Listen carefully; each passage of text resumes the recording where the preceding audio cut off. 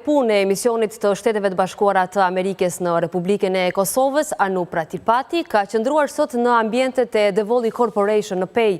Diplomatja amerikane ka vizituar fabrikën e kafes Prince Cafe, ku është pritur nga shkelqim Devoli me bashkëpunëtor.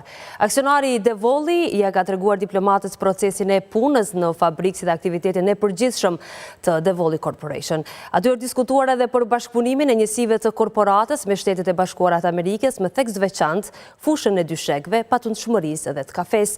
Diplomatja amerikane ka folur për rëndësinë e thellimit të bashkëpunimit ndërmjet bizneseve amerikane dhe atyre kosovare, duke marrë shembullin e kompanive të Devolit. Si përmarrësi Devoli e ka falenderuar përfaqësuesin e shtetit amerikan, duke e ftuar atë që ta vizitojë edhe Komoditën në Gjakov dhe Emsilosin në Rahovec. Për këtë vizitë të Pratipatit në ambientet e Devoli Corporation ka njoftuar edhe vetë ambasada e SBA-s në Kosovë. Në lajmin e shpërndar në rrjetet sociale potencohet se Prince Cafe është shembull i shkëlqyer i bashkëpunimit në biznes mes SBA-s dhe Kosovës. Deri më sot thuhet se ajo ka investuar në ekonominë e SBA-s duke punësuar afër 100 njerëz në lokacionet e saj të kafeneve.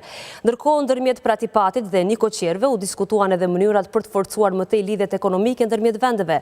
Vizita, siç u tha në njoftim, riafirmoi mbështetjen për kompanitë kosovare që kërkojnë të investojnë në Shtetet e Bashkuara dhe theksoi mundësitë e reja për bizneset kosovare për të lidhur me kompanitë amerikane. Zyra e Rregullatorit për Energji do të mbajë nesër mbledhjen e radhës me fillim nga ora 8:30 sipas njoftimit. Në rendite është shqyrtimi i propozimeve